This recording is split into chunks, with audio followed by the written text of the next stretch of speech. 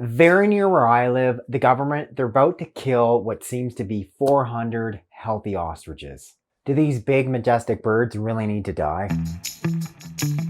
Are you looking to learn more about natural pet health and wellness? You've come to the right place. Click the link to subscribe to Veterinary Secrets. If you want to know about all things dental, I encourage you to sign up for a brand new free webinar. It's called Pet Dental Care Secrets, New Natural Remedies for Dental Disease in Dogs and Cats. Recognizing dental problems early, why oral health is so important for your pet's health.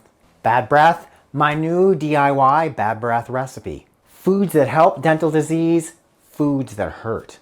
Should you even consider anesthesia-free dental cleaning? Plus, I'm going to show you all of my top natural remedies. There are many, many remedies for dental disease in our pets. And I'm even going to share with you some new and emerging ones. The webinar is free. It's happening Tuesday, September 30th at 5 p.m. Pacific. Click the link in the box below to sign up. There's a little teeny community in the West Kootenays. It's called Edgewood. It's actually pretty close to where I live. It's at the center right now of almost like a national level, almost like international level controversy. They currently have 400 ostriches. They're running around. They're eating. They're drinking. They're alive right now, but not for long.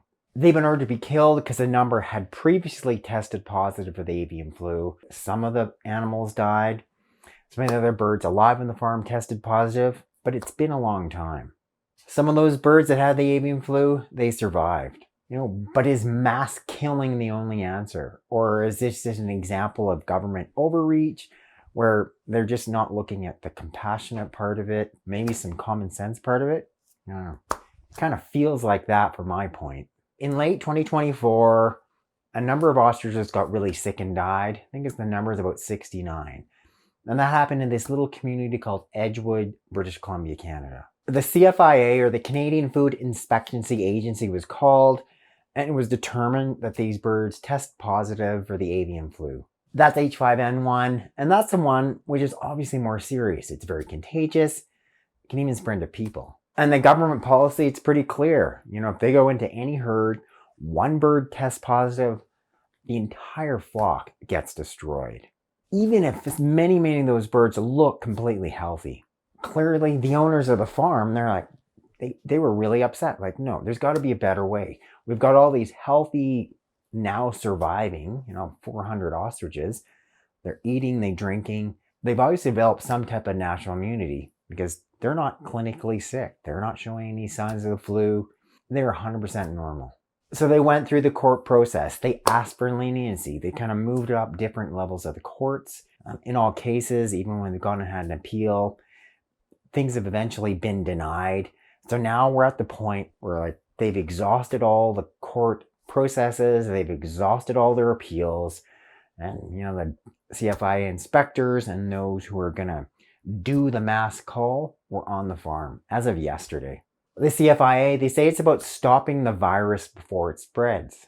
Their worry is the virus can mutate, become even more pathogenic, cause much more disease. And yes, in some cases, it can jump to people. And yes, that's happened. So their solution, just kill them all, wipe it out. We're going to stamp out this disease. But it's now in the wild bird population, right? We're not going to gather the hundreds of millions of Canada geese and wipe them all out. They're around the world. It's endemic in the wild bird population. So how is it that, we can wipe out all these big, healthy birds on a farm and somehow think we're going to control that disease? That is not realistic. There's activists. There are literally thousands of people across North America to make high-profile figures. RFK, the U.S. Health Secretary, has spoken about this. Dr. Oz has spoken about this. There are thousands and thousands of people really opposed to what's happening. One of their arguments is, let's look at these birds from the point of view from science. How did they develop this immunity? Could we not study these surviving birds and learn something about how birds can then develop immunity to avian flu? How did they fight that off? Destroy the birds, you destroy the science.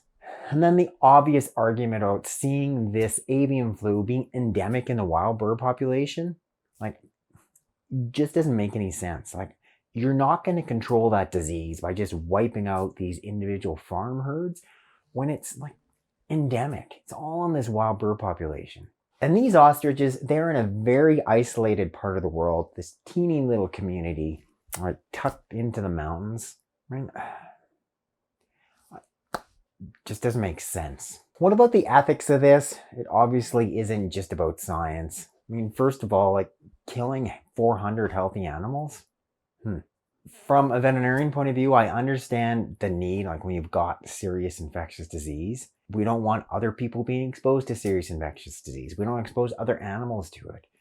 But it doesn't mean that we take like a healthy animal that's recovered from an illness, we just kill them. Like, they didn't really teach us that in vet school. She was quoted as saying she didn't see how they can kill this many large animals humanely. As she rightfully said, cruelty to animals, it violates the Criminal Code of Canada. Specifically, the Act says that an animal owner cannot cause unnecessary injury, pain, or suffering to any animal. She said it's not possible to kill via shooting all these large and heavy birds without causing this big mass panic. They don't have an easy enclosed space. You can't just round them all up and slit their throats. Because the point of euthanasia is doing it humanely in terms of where we're not causing any ill or distress to these animals. And I don't know. You're not going to humanely euthanize 400 big ostriches. A bunch of alternatives were proposed. None of those are accepted. Couldn't the ostriches just been quarantined where they are? It's a very isolated spot. Repeatedly tested for the avian flu. And could they not have just culled, essentially euthanized just those that tested positive? And now you've got this herd of 400 animals, which look 100% healthy. You know, you get a population exposed to a disease. They develop the ability to fight off that disease, develop antibodies in response to the virus. They're looking pretty darn healthy now.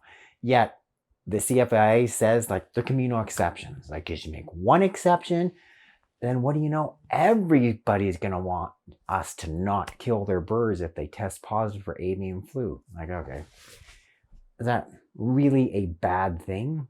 Why can there not be some type of flexibility? Why does it have to be so like black or white or rigid? Like, isn't that what we're trying to get to, period? Isn't that some of our problems right now as a society? It's all kind of black or white. It's got to be this or else. Like, okay, there's probably some middle ground we could reach. And applying some common sense, and if we applied it in this case, probably these 400 animals wouldn't be dying. Really what we're trying to do is balance science, risk, compassion. You know, obviously that's not happening. They're just saying like, risk science, it's here. Too bad. All your birds are going to die. Whether it's humanely or not, who knows? Do these animals really have to die, or could there have been another way? In my opinion, yeah, there really could have been and should be. But I'd like to hear from you. Like, what do you think? Let me know in the comments. I went back and forth in terms of making this video, in part because it's close to me, like it's physically close to me. And then secondarily, like, I don't think I can speak about this rationally because to me, that doesn't make sense. Like, why you're killing all these healthy animals. But yeah, obviously it's a bigger national level debate amongst like ethics and science and government overreach. You know, I'd love to hear your feedback in the comments. I just need to give you a little update. Literally like seconds after I finished filming this video, the news just came out that the Supreme Court granted a temporary stay from the execution of the ostriches, meaning that immediately as of today now, they're not about to be all killed. And the Supreme Court is deciding whether or not they're going to hear their case or not. So good news. Some type of public pressure got through. Supreme Court, someone up higher said, just wait a second. We have to decide. Is there a case here? Fingers crossed, and hopefully there is. But that's great news for the time being. I'll definitely keep you updated and let you know what happens.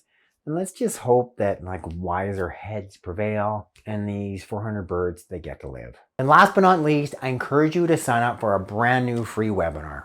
It's called Pet Dental Care Secrets, Dr. Jones's Top Natural Remedies for Dental Disease in Dogs and Cats. I'm going to cover everything dental, from why it's important to recognize dental disease in your dog or cat, some of my top remedies, i.e. my bad breath recipe, etc. So if you have a dog or cat with dental disease, you're hoping to spend less money at your veterinarian, I encourage you to sign up for a brand new free webinar. It's happening Tuesday, September 30th at 5 p.m. Pacific. Click the link in the box below to sign up. Thanks again for watching. It's Dr. Jones.